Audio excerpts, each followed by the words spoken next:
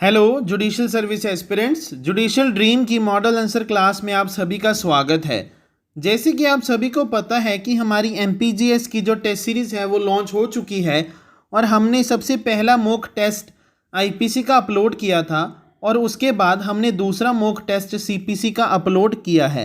जिन भी स्टूडेंट्स ने हमारी फुल टेस्ट सीरीज़ को बाय किया है उनके लिए ऑल द बेस्ट, और जिन भी स्टूडेंट्स ने अभी तक हमारी फुल टेस्ट सीरीज़ को बाय नहीं किया है वो हमारे इंडिविजुअल मॉक टेस्ट को भी बाय कर सकते हैं और उसे एनालाइज करने के बाद डिसाइड कर सकते हैं कि उन्हें हमारी फुल टेस्ट सीरीज़ को बाय करना चाहिए या फिर बाय नहीं करना चाहिए। अगर उन स्टूडेंट्स को कोई भी डाउट है तो वो ब्रोशर में दिए हुए कॉन्टैक्ट नंबर पे कॉल करके उस डाउट को कभी भी सॉल्व करवा सकते हैं। और जैसे कि हम सभी को पता है कि बिहार की जुडिशरी की डेट 7 अक्टूबर तय की गई है,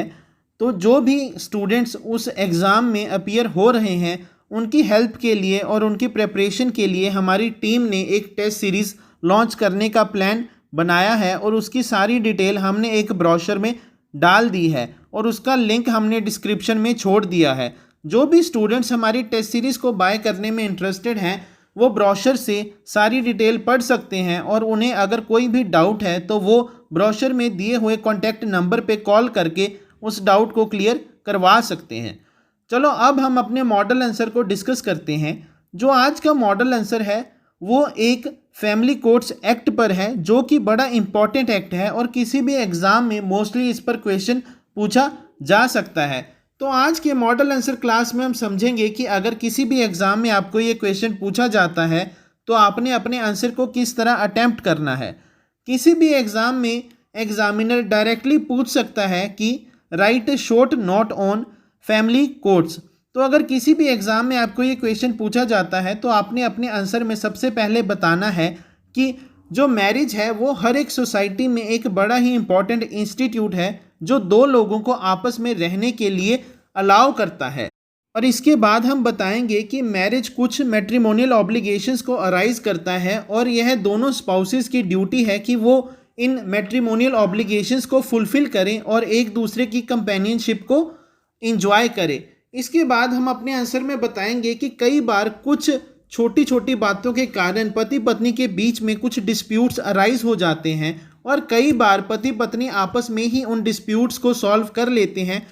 परंतु कई बार बात इतनी बिगड़ जाती है कि कोर्ट की इंटरवेंशन की ज़रूरत होती है और पति या पत्नी में से कोई भी कोर्ट में याचिका दायर कर देता है उस डिस्प्यूट को सॉल्व करने के लिए।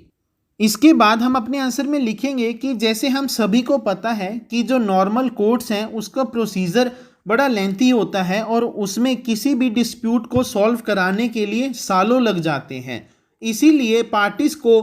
कई वर्षों तक वेट करनी पड़ती है और इसी की वजह से कई बार उन दोनों के मध्य कई और डिस्प्यूट्स अराइज हो जाते हैं। इसीलिए for the speedy disposal of matrimonial cases जो गवर्नमेंट ऑफ इंडिया है उसने 1984 में एक फैमिली कोर्ट्स एक्ट को इनेक्ट किया और उसके तहत फैमिली कोर्ट्स को एस्टेब्लिश किया। इसके बाद हम फैमिली कोर्ट्स के ऑब्जेक्टिव को डिस्कस करेंगे और बताएंगे कि जो मेन ऑब्जेक्टिव है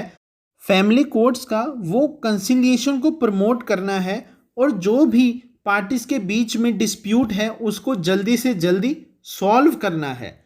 इसके बाद हम बताएंगे कि ऑर्डिनरी कोर्ट्स में एक पार्टी जीतती है और दूसरी पार्टी केस को हार जाती है, इसके वजह से उन दोनों के मध्य में एक दरार पैदा हो जाती है। परंतु जो फैमिली कोर्ट्स हैं उसमें यह सुनिश्चित किया जाता है कि जो पार्टीज हैं उनके बीच में जो भी डिस्प्यूट है उसको सॉल्व किया जाए और उनको दोबारा से रीयूनाइट किया जाए। इसके बाद हम अपने आंसर में फैमिली कोर्ट्स के प्रोसीजर को डिस्कस करेंगे और बताएंगे कि फैमिली कोर्ट्स 1984 के एक्ट के मुताबिक हर एक फैमिली कोर्ट के पास यह जुरिस्डिक्शन है कि वो किसी भी divorce, restitution of conjugal right, marriage, maintenance, guardianship, property of a spouse और कोई भी मैटर जो भी शादी से रिलेटेड है उसको ट्राई कर सकती है। और अगर पार्टीज के बीच में कोई भी डिस्प्यूट अराइज होता है तो उस डिस्प्यूट को सॉल्व करने के लिए वो अपने ही प्रोसीजर को फ्रेम कर सकती हैं और फॉलो कर सकती हैं। परंतु जनरली वो जो सीपीसी या फिर सीआरपीसी में प्रोसीजर दिया हुआ है उसको ही फॉलो करती हैं। इसके बाद हम अपने आंसर में बताएंगे कि जो फैमिली कोर्ट्स का मेन टास्क है वो पार्टीज के बीच में जो भी डिस्प्यूट अराइज होता है उसको सॉल्व करने का है और उनकी मैरिज को बचाने का है, क्योंकि जो मैरिज है वो सोसाइटी के पॉइंट ऑफ व्यू से भी बड़ी इंपॉर्टेंट है, क्योंकि वो सोसाइटी को आगे बढ़ने में हेल्प करती है by adding a unit into it.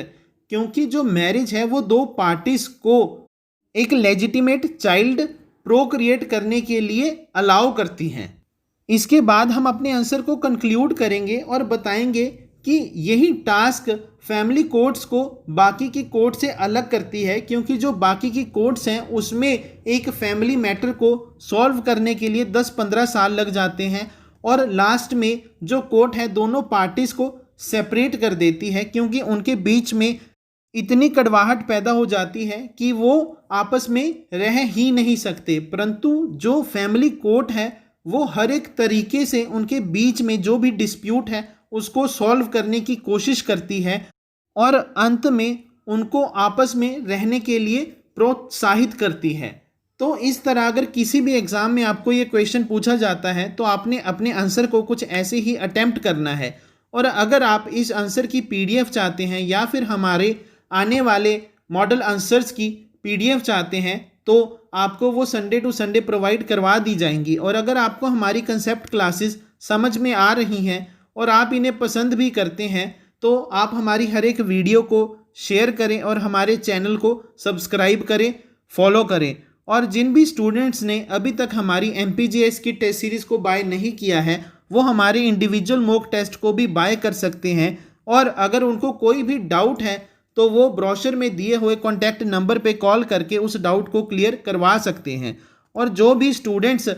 Bihar के एग्ज़ाम में अपीयर हो रहे हैं और हमारी टेस्ट सीरीज़ लेने में इंटरेस्टेड हैं वो जो लिंक डिस्क्रिप्शन में दिया हुआ है वहाँ से ब्रोशर को डाउनलोड करके टेस्ट सीरीज़ की पूरी डिटेल को पढ़ सकते हैं। और अगर फिर भी उनके मन में कोई डाउट है तो वो ब्रोशर में दिए हुए कॉन्टैक्ट नंबर पे कॉल करके उस डाउट को कभी भी सॉल्व करवा सकते हैं। Thank you.